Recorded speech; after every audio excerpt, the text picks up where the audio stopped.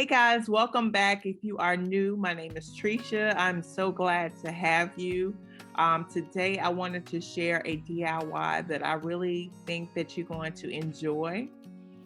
Basically, I only hacked the doors of an IKEA TV stand, and I believe it's a BESTA TV stand. And I want to show you the process that I did and actually show you what it looks like in someone else's home.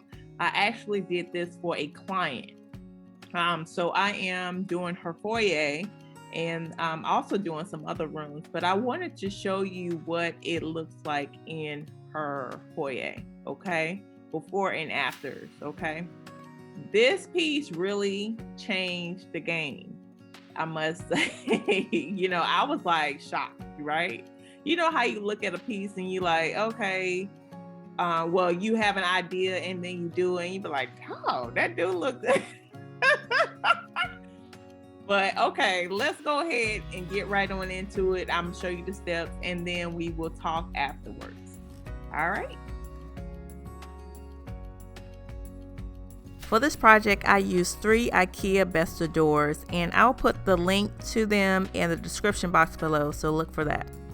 So all I'm doing is unboxing so you can see what it looks like. So there's the side where you put the hinges, but we're going to work on the opposite side. So you do want to take note where your hinges are going to be, so how the door opens before you create your design. That really matters. So please make a mental note because you'll be like, wait a minute at the end. So what I'm going to do is just take a ruler and I'm going to mark 2 inches on all 4 sides. I'm sure somebody is just curious to know, why did I do 2 inches as opposed to 1 inch or 3 inches? There is no rhyme or reason why I'm doing this. This is just the design that I came up with. Feel free to adjust that design according to your needs. After making my 2-inch marks, I just connected the dots using a ruler. For this next step, I'm just going to use a 1x2 piece of wood to create my design. This is the wood that I'm going to use for the project. It comes in the length of 6 feet and 8 feet, and I believe 12 feet. But I got the 6 feet because that's all that fits in my car. You can get 8 feet. I'm sure that probably will save you some money. So all I'm going to do is just create my design using the wood as opposed to using the ruler. Why not use the wood if you already have it, right? So that is a tip that I highly recommend doing. And if you see the squiggly marks in the design, that means that's not where I'm going to place the wood. I repeated the same process with this particular design on one other door. For the middle door, I'm just going to create straight lines.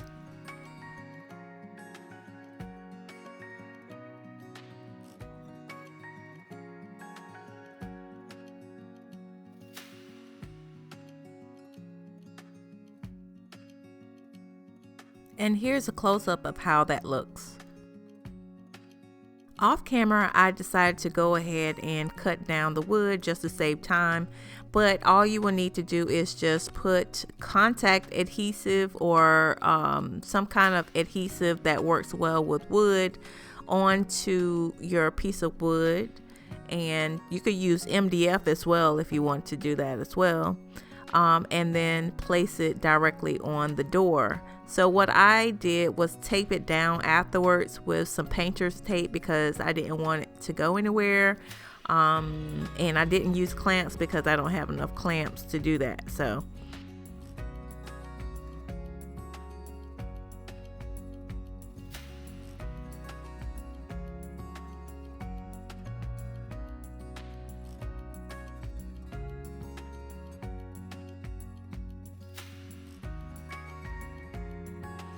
okay, so for the other 2 doors, I went ahead and placed the pieces of wood on top just to see what it's going to look like. And what I'm going to do is just put the adhesive on top and just place it on the door.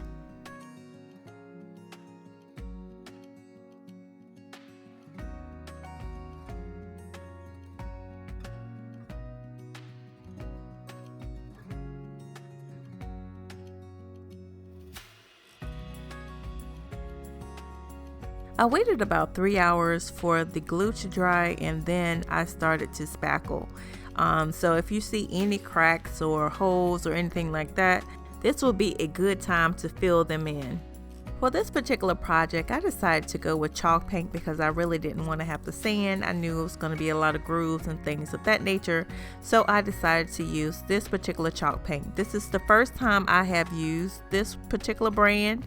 I like experimenting, so far so good. I really like it. I'll put the link in the description box below because it's something that I purchased from Amazon. So yeah, a little bit goes a long way.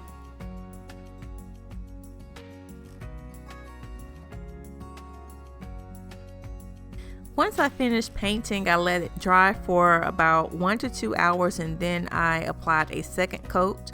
That's completely up to you. I just wanted to do a second coat just to make sure I didn't miss anything. Once the paint had dried, I followed the instructions that came with the package. That will ensure that you do everything properly when installing it on the stand. Here's how the foyer looked before.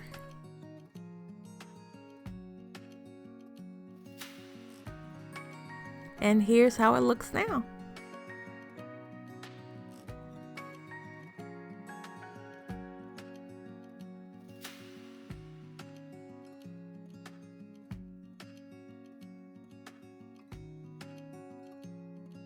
Also, I wanted to share the project that I did in the last video. If you notice, the wall art that I put up there is from the last video. I just painted it a different color to go with the colors for this foyer.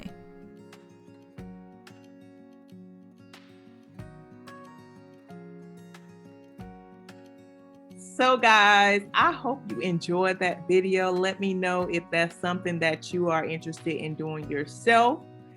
Is it a project that you feel is easy, semi-easy, or hard? I would love to hear it because I really want to make these projects simple for you.